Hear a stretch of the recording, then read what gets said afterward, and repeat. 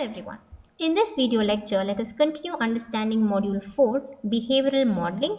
In this lecture, let us understand the procedural assignment statements in Verilog.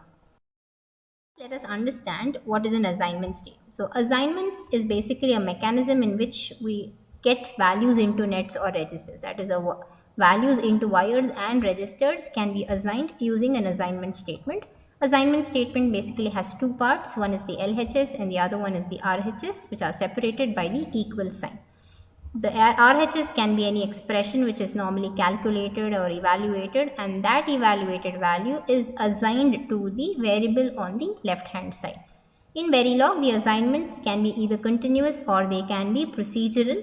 So we have understood about the continuous assignment statement in data flow modeling using the keyword assign. In this module, we will be understanding about the procedural assignment statement, the assignments made inside structured procedures, always or initial, in detail. So the basic difference between a continuous assignment statement and a procedural statement is continuous assignment statements, they drive the values onto nets, that is wires, which can be either a vector or scalar, one bit. And the rule is, we had studied the rules, the left hand side must always be a net, which can be a vector or a scalar, but the left hand side cannot be a register. But in procedural assignment, it occurs only within procedures. So in the previous lecture, we have understood the two structured procedures in Verilog, that is always and initial statements. So assignments done inside these two statements are known as procedural assignments because it's done inside the procedure. And the rule for a procedural assignment statement is the LHS, the left hand side of the assignment statement, should be a register or it can be a memory element. Memory is also a register. So it is finally that the LHS should be a register. So this shows a simple example of a continuous assignment. We have declared a module named LA and we've declared four variables A, B, C, D, of which B, C, D are the input variables, A is the output variables. And now here we have declared A as a wire. This is an explicit declaration. This is not needed. If we write, there is no harm, because even if we don't write, by default all the input and output variables behave like a wire. Now when we write assign A is equal to, we are writing some Boolean expression over here. So we can observe the left hand side is declared as a wire. In a procedural assignment statement, we have declared another module. We can observe we have declared a register variable and three wires.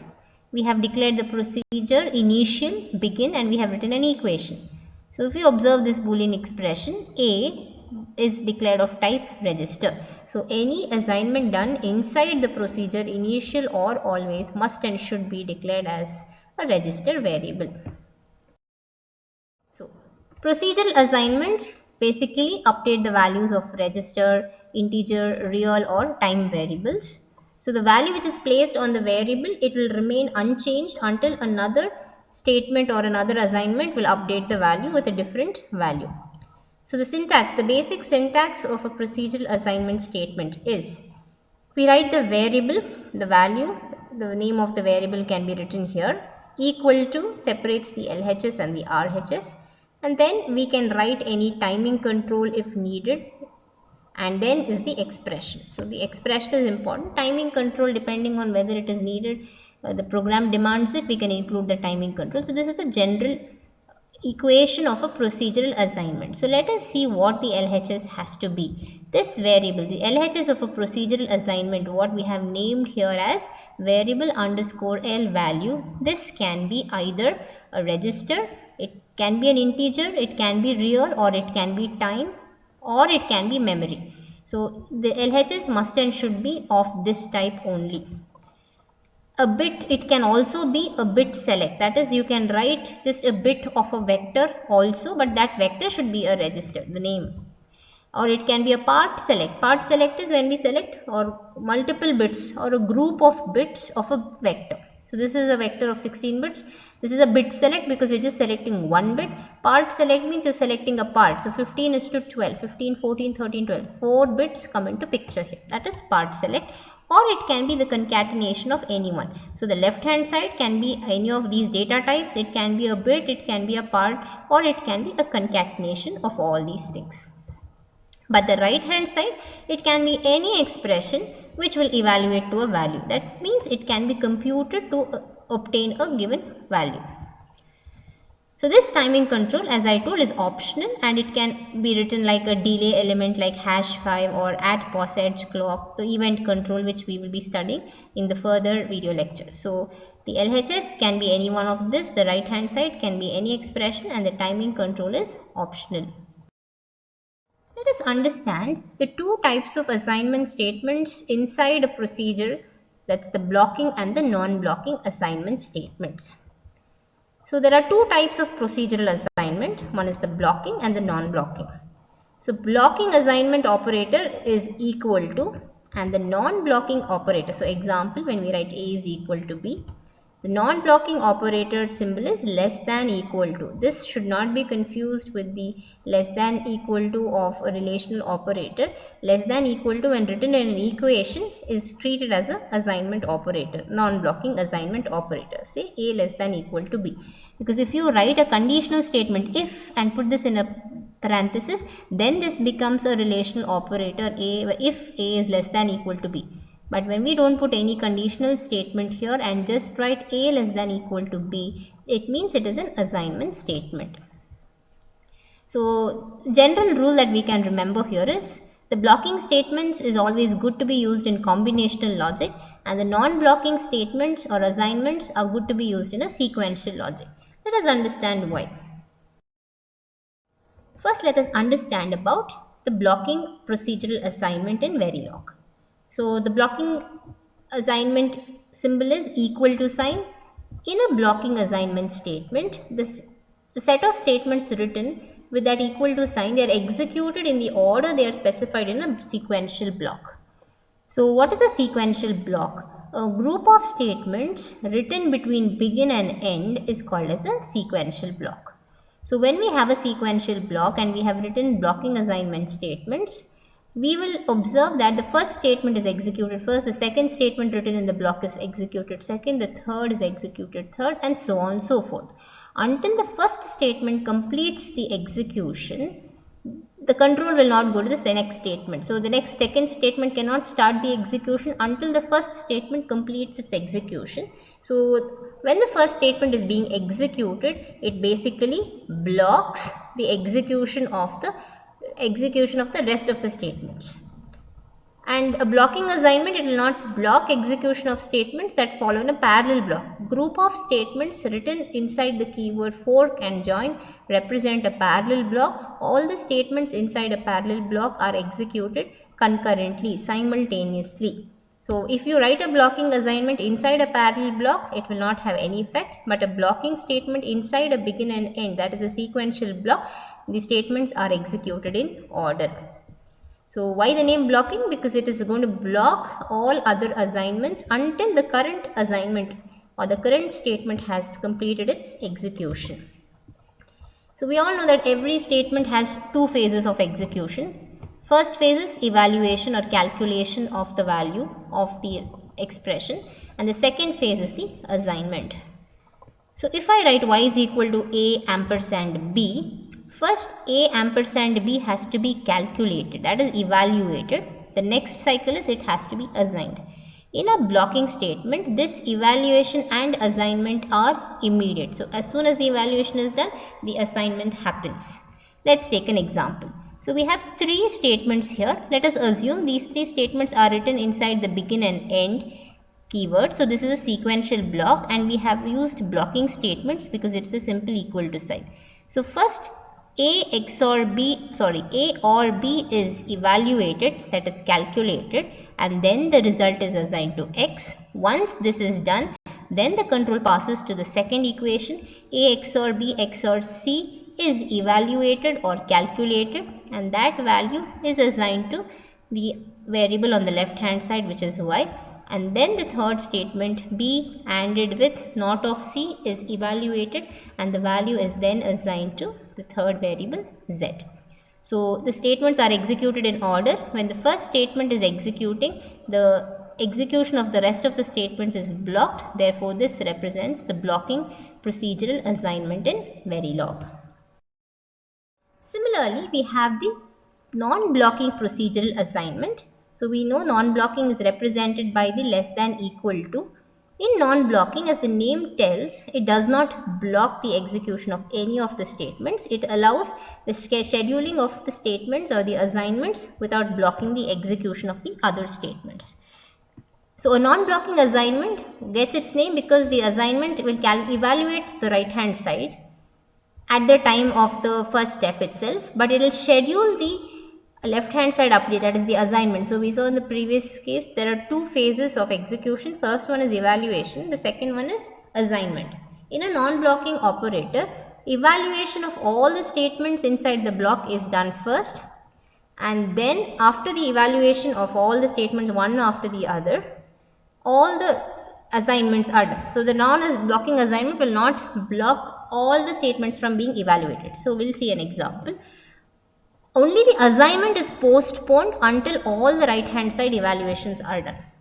Let's see this example. We have written always at A or B or C. So this is an always block. We have used keywords begin and end. So this is a sequential block. We have written the same set of equations. Only thing changed here is the equal to sign is replaced by a less than equal to symbol. That is a non-blocking statement. This means A or B is calculated, that is evaluated. After it is evaluated, previously the value was assigned and then the execution moved to the next statement. But after this is done, A XOR B XOR C. So all the right hand side's evaluations are done, but they differ the assignment. They are not assigned. Once all the evaluations are done, the last step, all the values are assigned to the left hand side variable. So we can observe the fourth step is assigning the values. So we finish all the evaluations, and once the evaluation of all the statement is completed, the last step is the assignment of those evaluated values on the RHS to the LHS variable. So this is a non-blocking procedural assignment statement. So this is another example which shows the difference between a blocking and a non-blocking statement. So we have declared this is a simple D flip-flop code which has a 8-bit output over here indicating Q3, D is the input, clock is the input. So the change here is we have declared the output variables Q3, Q2, Q1, extra variables are taken over here. Always at pause edge clock, begin. So we have used begin and end. So this is a sequential block. This is an equal to sign. So this is a blocking statement. So how does this execute? The value of D is evaluated, that is it is taken, and then it is passed to assigned to Q1. After this is completed, then the next statement is executed. Q1 updated value is taken. Q1 value is moved assigned to Q2. After this statement is completed, its execution, then the updated Q2 value is taken and then that value is assigned to Q3. Final objective is whatever was in D goes to Q3. So the end result would look something like this. The D comes out as Q3. We have lost these intermediate Q1, Q2 variables because of the blocking operator. When the same code is written using a non-blocking operator, we can observe the values of D, Q1, Q2 initially are evaluated. All the evaluations happen at the first instance. So all the evaluations happen in parallel. So there is no blocking here. The value of D is taken, the value of Q1 is taken, the value of Q2. All unique values are taken here. And once the evaluation is done, then all are assigned to their left hand sides at one instant. So D value is assigned to Q1. Whatever was in Q1 is assigned to Q2. Whatever was in Q2 is assigned to Q3. So D to Q1, Q1 to Q2, Q2 to Q3. So we can observe we get a shift register. So whenever we are trying to use a sequential block, it is always good to use a non-blocking operator, unlike a blocking operator which will evaluate to wrong hardware implementation. So let us see another example for blocking assignment. Let's take a simple code snippet. We have declared three variables x, y, z of type register. Two variables reg a, reg underscore b, which is of 16-bit vector of type register. We have declared a count variable of type integer. Initial, we are writing the blocking statements assignment. So we are writing the procedure initial, begin. We are just assigning x is equal to 0. Some random values to x, y, z is being initialized, and count is also being initialized.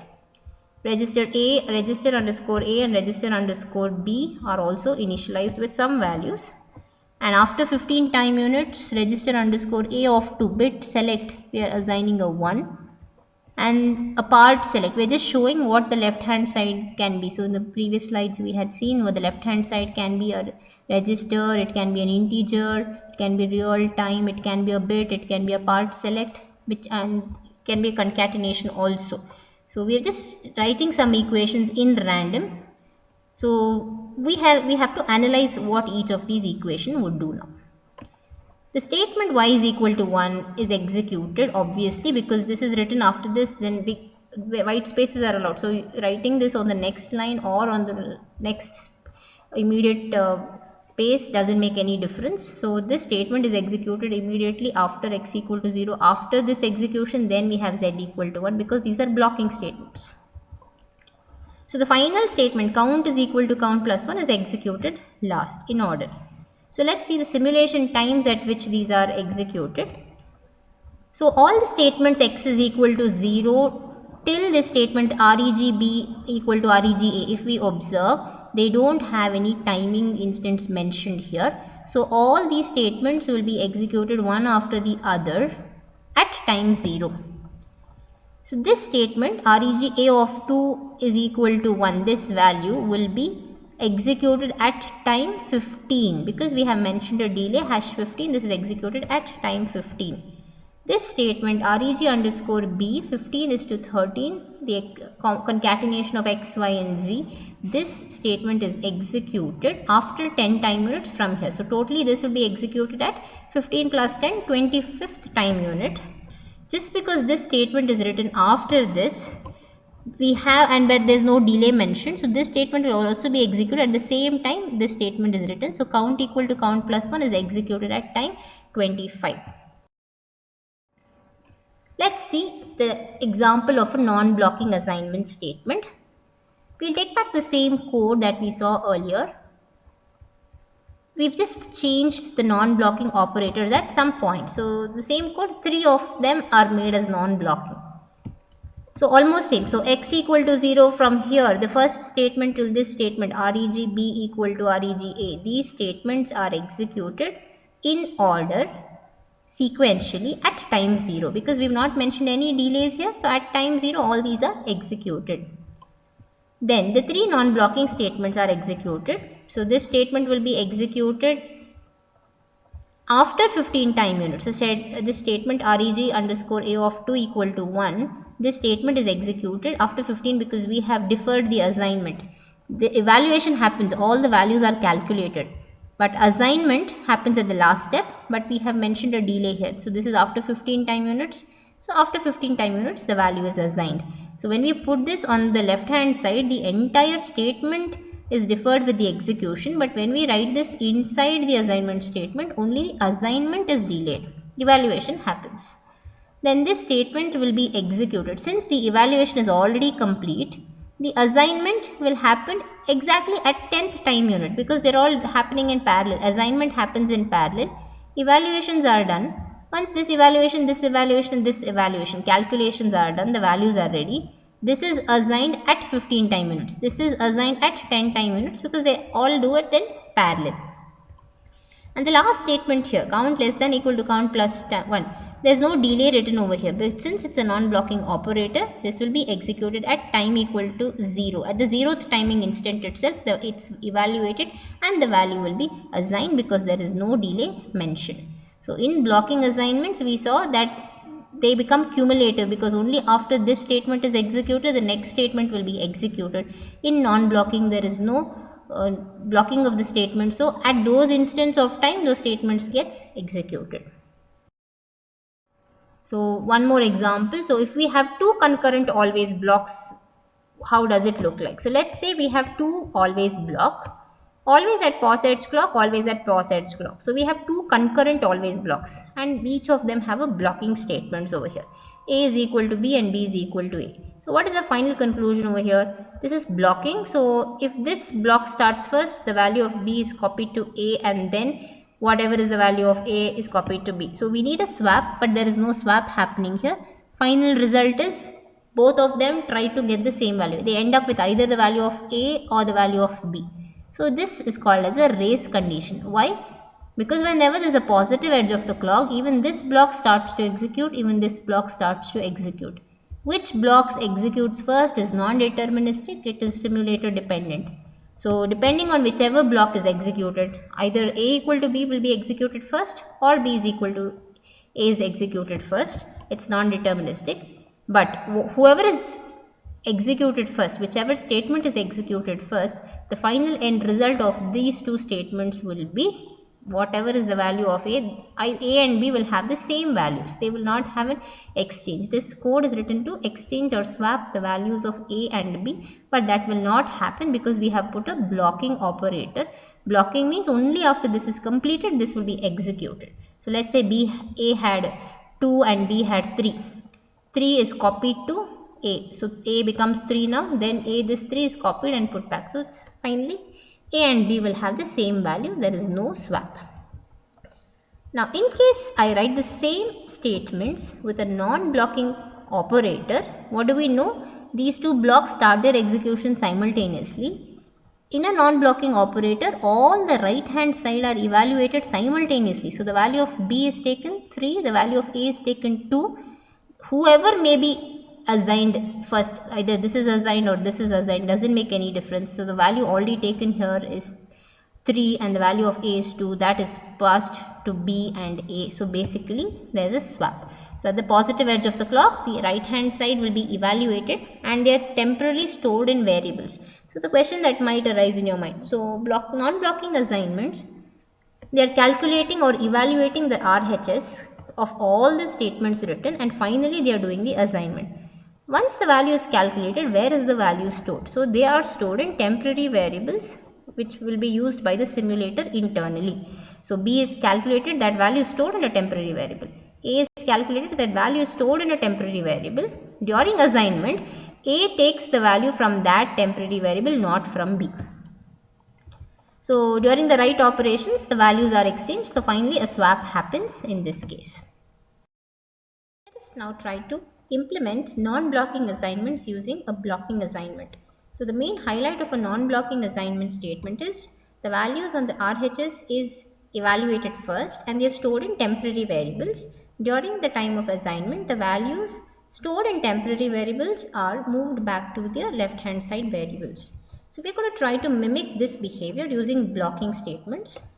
So we have written the always structured procedure. Always at positive clock means this block will be executed whenever the positive edge of the clock is occurred. So here we are copying the values of A and B into temporary variables because these temporary variables are automatically created in a non-blocking statement, but in a blocking statement it is not available. So we have created two temporary variables to store the values of A and B. During the write operation, to perform a swap, the value of B should go to A. So the temporary value of B is now moved to A and the temporary value of A is moved to B.